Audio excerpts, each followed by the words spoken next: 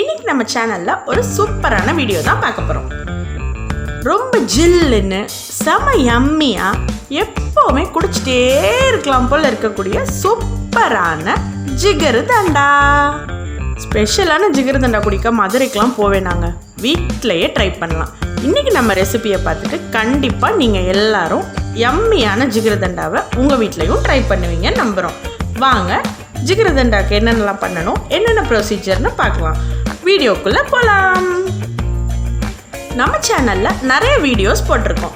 Challenges, kids videos, இது எல்லாத்தையும் நீங்கள் வாட்ச் பண்ணணுன்னா நம்ம சேனலோட பிளேலிஸ்ட்டில் போய் எல்லாத்தையும் வாட்ச் பண்ணுங்கள். கண்டிப்பாக என்ஜாய் பண்ணுவீங்க.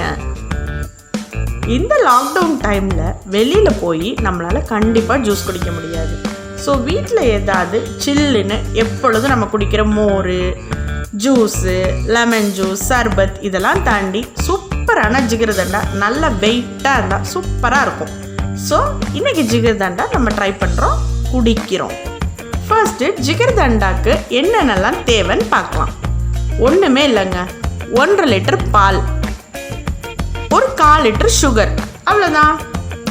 இது கூட நம்ம எக்ஸ்ட்ராவாக ஆட் பண்ணிக்க கொஞ்சமாக பாதாம் பிசின்.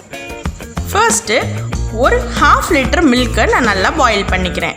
இந்த 1/2 லிட்டர் பாலை நான் ஒரு பாத்திரத்தில் 1/4 லிட்டரும் இன்னொரு பாத்திரத்தில் 1/4 லிட்டரும் போட்டு நல்லா காய்ச்சிக்கலாம்.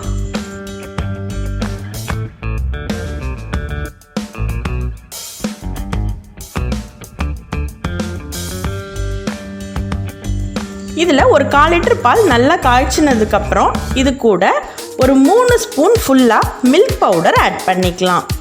இந்த மில்க் பவுடரை ஆட் பண்ணிவிட்டு நல்லா எட்டி விழுகாமல் நல்லா கலக்கி விடுங்க.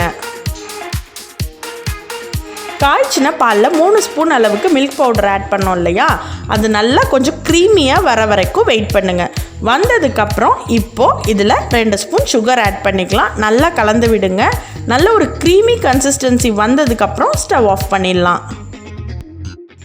இன்னொரு 1/4 லிட்டர் பால் நல்லா காய்ச்சினதுக்கப்புறம் 2 ஸ்பூன் ஃபுல்லாக சுகர் ஆட் பண்ணி நல்லா கலந்து விடுங்க. நல்லா காய்ஞ்சதுக்கப்புறம் ஸ்டவ் ஆஃப் பண்ணிடலாம்.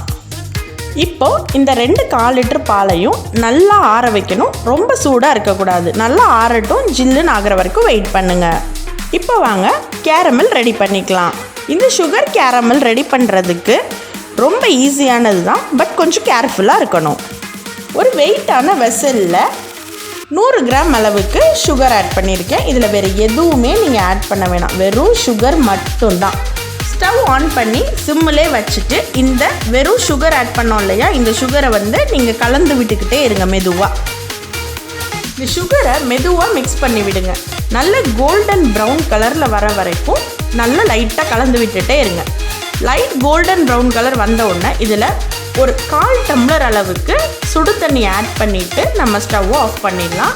அது கொஞ்சம் கெட்டியாகாமல் அதே கன்சிஸ்டன்சிலேயே இருக்கும். அதுக்காக தான் நம்ம இந்த ஹாட் வாட்டர் ஆட் பண்ணுறோம். கோல்டன் ப்ரௌன் கலராக இந்த சுகர் கேரமல் வந்ததுக்கப்புறமும் நீங்கள் கிண்டிகிட்டே இருந்தீங்கன்னா அது கசப்பு தன்மை ஆகிடும். ஸோ ஒரு லைட் கோல்டன் ப்ரௌன் கலர் வந்த உடனேவே நீங்கள் ஹாட் வாட்டர் ஆட் பண்ணிவிட்டு ஸ்டவ்வை ஆஃப் பண்ணி எடுத்து வச்சுருங்க. இப்போ என்ன பண்ண போகிறோன்னா, நம்ம ஏற்கனவே மில்க் பவுடர் ஆட் பண்ணி ஒரு 1/4 லிட்டர் பாலில் க்ரீமி கன்சிஸ்டன்சியாக எடுத்து வச்சுருந்தோம் இல்லையா, அதில் இந்த கேரமல் சுகரை கொஞ்சமாக ஒரு 2 ஸ்பூன் அளவுக்கு ஆட் பண்ணிவிட்டு நல்லா கலந்து விட்டு ஒரு பவுலுக்கு ட்ரான்ஸ்ஃபர் பண்ணிடலாம். இப்போ ஒரு வேலையே இல்லை, ட்ரான்ஸ்ஃபர் பண்ண பவுலை தூக்கி ஃப்ரீசருக்குள்ளே போட்டுடலாம். ஜிகர்தண்டாக்கு மேலே போட பால் ஐஸ்கிரீம் வேணும் இல்லையா, அதுக்கான ப்ரிப்பரேஷன் தான் இது. இதை நல்லா ஃப்ரீசரில் வச்சுருங்க. ஃப்ரீஸ் ஆகி நல்லா ஐஸ்கிரீம் கன்சிஸ்டன்சிக்கு வந்துடும். அப்புறமா எடுத்துக்கலாம். மீன்வைல் இன்னொரு ஒரு 1/2 லிட்டர் பால் எடுத்துக்கலாம். இந்த 1/2 லிட்டர் பாலில் இருந்து 1 டம்ளர் பால் மட்டும் தனியாக காய்ச்சிக்கோங்க. ஜிகர்தண்டாவில் போடுறதுக்கான பால் எடு வேணும் இல்லையா, அதுக்காக நம்ம இந்த 1 டம்ளர் பாலை தனியாக எடுத்து காய்ச்சிக்க போகிறோம். பேலன்ஸ் இருக்க பாலை நார்மலாக நம்ம எப்போவுமே காய்ச்சுவோம் இல்லையா, அது மாதிரி காய்ச்சி எடுத்துக்கோங்க. இப்போது இந்த 1 டம்ளர் பால் மட்டும் தனியாக எடுத்து வச்சுருக்கோம் இல்லையா, அதில் ஒரு 2 ஸ்பூன் அளவுக்கு சுகர் ஆட் பண்ணிக்கலாம். பாலில் தண்ணி எதுவும் ஆட் பண்ண வேண்டாம். அப்படியே நீங்கள் சிம்மிலே வச்சு நல்லா கலந்து விட்டுட்டே இருந்தீங்கன்னா நல்ல திக்கான கன்சிஸ்டன்சி அந்த பால் ஆட வர ஆரம்பிக்கும் இல்லையா, அந்த ஸ்டேஜ் வரணும். இப்போ பார்த்தீங்களா, இது நல்லா திக்காகிடுச்சு. இந்த மாதிரி சட்டியை கருக விட்டுறணும். ஓகே, கொஞ்சம் திக்கான அடிகனமான பாத்திரத்தில் போட்டு நம்ம சிம்மிலே வச்சு கலக்கிட்டே இருந்தோம்னா இந்த மாதிரி பாத்திரம் கருகி போகாது. பயப்படாதீங்க, கண்டிப்பாக ட்ரை பண்ணுங்கள். ஓகே, இப்போ ஸ்டவ் ஆஃப் பண்ணிவிட்டு இதை எடுத்து ஆற வச்சுக்கலாம். இப்போ பேலன்ஸ் பால் காய்ச்சணும் இல்லையா, அந்த பாலில் நம்ம கேரமலைஸ்டு சுகர் எடுத்து வச்சுருக்கிறதுலேருந்து கொஞ்சமாக ஆட் பண்ணி நல்லா கலந்து விடலாம். சூப்பரான ஜிகர்தண்டா கலர் செம்மையாக வந்துடும்.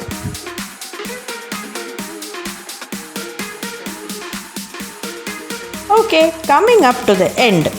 இது என்னென்னு பார்த்தீங்கன்னா பாதாம் பிசின்.